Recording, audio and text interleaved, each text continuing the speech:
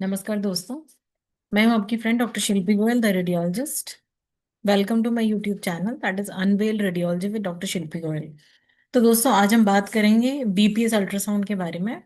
Biophysical profile ultrasound in pregnancy, जो pregnancy में किया जाता है। आप लोगों ने सुना भी होगा कि यह प्रिस्क्रिप्शन जो हमारे गायनी वाले डॉक्टर होते हैं या ऑब्स्टेट्रिशियंस होते हैं या स्त्री रोग विशेषज्ञ जो होते हैं, वो कई बार प्रेग्नेंट लेडीज को प्रेगनेंसी के आखिरी 3 महीनों में बीपीएस अल्ट्रासाउंड प्रेस्क्राइब करते हैं करवाने के लिए। तो आज हम जानेंगे बीपीएस अल्ट्रासाउंड है क्या और क्या पर्पस होता है।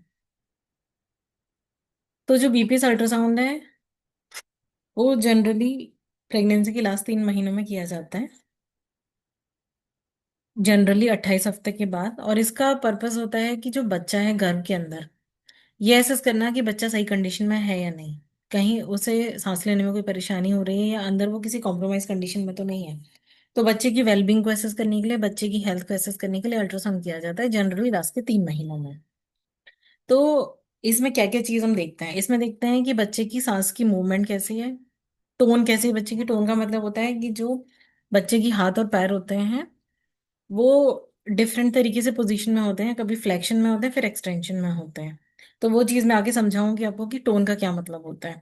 तो इसमें हम बच्चे की जो सांस लेने की मूवमेंट है वो देखते हैं, बच्चे की टोन देखते हैं, बच्चा बॉडी को हिला रहा है कि नहीं, बच्चे की मूवमेंट जो आम भाषा में हम फीमेल्स को बताते हैं कि आपको बच्चे की जो मूवमेंट है वो महसूस हो रही है या नहीं।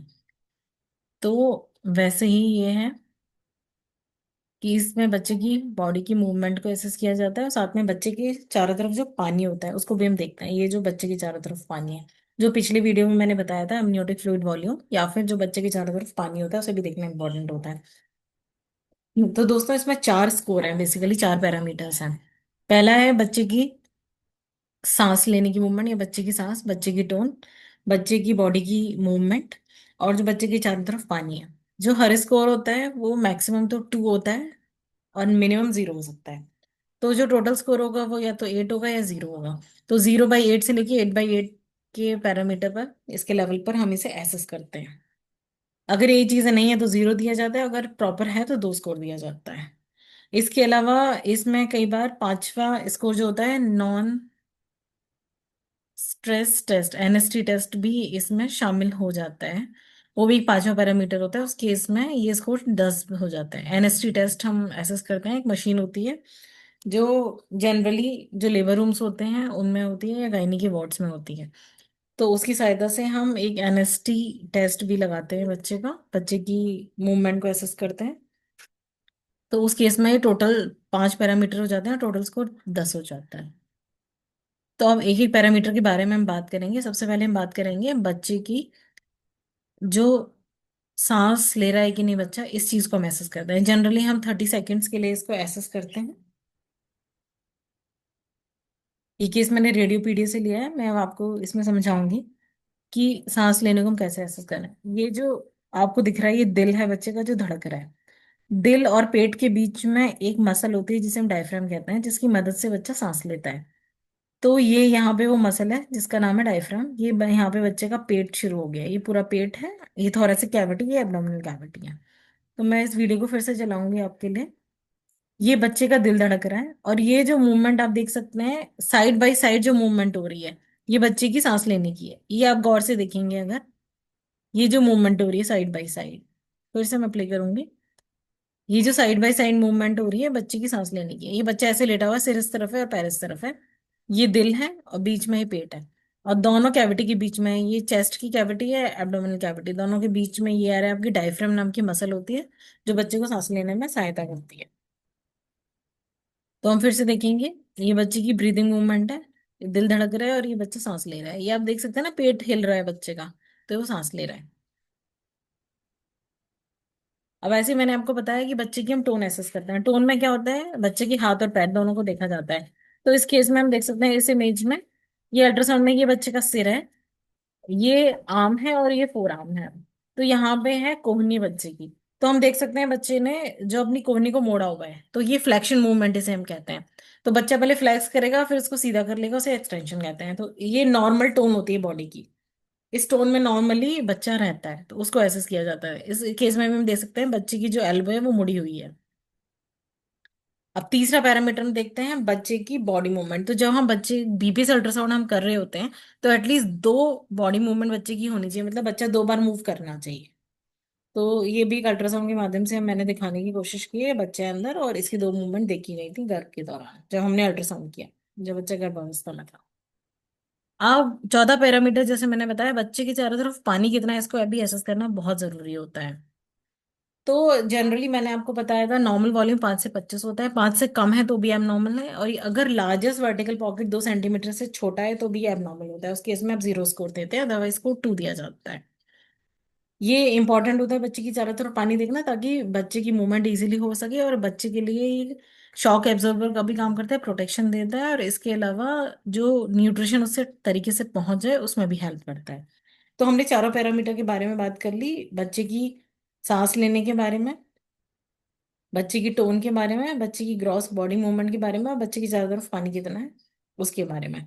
तो ये हमारा टोटल स्कोर निकल कर आ गया। तो मैंने बताया था आपको कि जो स्कोर है वो 0 से लेकर 8 तक हो सकता है। अगर 8 है तो नॉर्मल स्कोर है।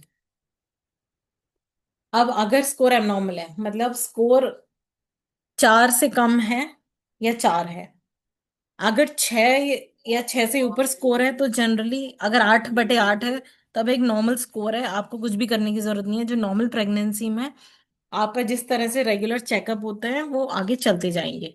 लेकिन अगर स्कोर कम है तो इस पे हम बात करते हैं तो क्या करना है। तो इसमें दो चीजें हो सकती हैं। अगर स्कोर 4 या उससे कम है, 8 में से स्कोर 4 है या उससे कम है, इसका मतलब है कि बच्चा अंदर बहुत कॉम्प्रोमाइज कंडीशन में है, उसे सांस लेने में दिक्कत हो रही है, उस तक ब्लड सप्लाई नहीं पहुंच रही, और अगर आपने बच्चे को इमीडिएटली बाहर नहीं निकाला तो बच्चे की अंदर ही डेथ हो जाएगी। ये इस चीज को इंडिकेट करता है, ये पुअर प्रोग्नोस्टिक इंडिकेटर है, बच्चा अंदर कॉम्प्रोमाइज कंडीशन में है, एक खराब कंडीशन में पड़ा हुआ है, इस चीज को ही बताता है। तो अगर स्कोर 4 या उससे कम है तो आपको तुरंत सिजेरियन के माध्यम से बच्चे को बाहर निकालना है गर्भ के अंदर से। और अगर स्कोर 8 से कम है लेकिन 4 के ऊपर है, मतलब स्कोर आपका 6 है, तो उस केस में क्या करना है। उस केस में जनरली क्या करते हैं, बहुत सारी चीजें की जाती हैं। कई बार पेशेंट को एडमिट कर लिया जाता है, और एडमिट करके उसकी डेली हम एनएसटी जांच करते हैं जो मैंने बताया, और साथ में डॉपलर करते हैं। डॉपलर के बारे में जैसे मैंने बात की थी, डॉपलर से एक डिटेल्ड आपको जानकारी मिल जाती है कि बच्चे को जो खून की सप्लाई है वो ठीक से मिल रही है कि नहीं, क्योंकि खून में के माध्यम से ही बच्चे को जो पोषक तत्व है वो माँ से मिल पाते हैं।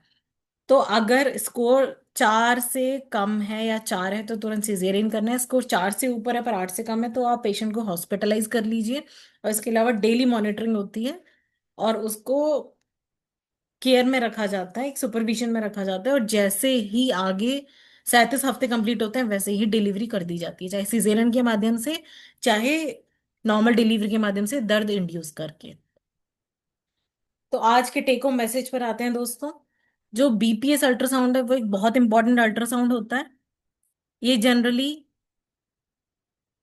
आखिरी 3 महीनों में किया जाता है, ये देखने के लिए कि बच्चे की स्थिति गर्भ के अंदर ठीक है या नहीं।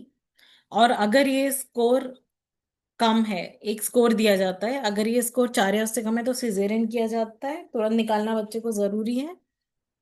और अगर स्कोर 4 से ज्यादा है लेकिन 8 से कम है, उस केस में हॉस्पिटलाइज करके और मॉनिटरिंग में रख के, ऑब्जर्वेशन में रख के आप प्रेगनेंसी को 37 हफ्ते तक ले जाइए, जब बच्चा पूरी तरह से मैच्योर हो जाए, फेफड़े मैच्योर हो जाए, और फिर आप सिजेरियन कर दीजिए या नॉर्मल डिलीवरी कर दीजिए, जैसे भी सिचुएशन हो। तो ये थी बात दोस्तों आज बीपीएस अल्ट्रासाउंड की। इसी तरह की अपडेट प्राप्त करने के लिए इस चैनल को लाइक शेयर सब्सक्राइब कीजिए, अपना प्यार दीजिए, और इस वीडियो को प्लीज शेयर कीजिए उन सब लोगों को जो प्रेगनेंसी अल्ट्रासाउंड और बीपीएस अल्ट्रासाउंड के बारे में जानना चाहते हैं। और अगर आप चाहते हैं मैं किसी और टॉपिक पर भी वीडियो बनाऊं तो प्लीज जरूर कमेंट करें। Thank you friends.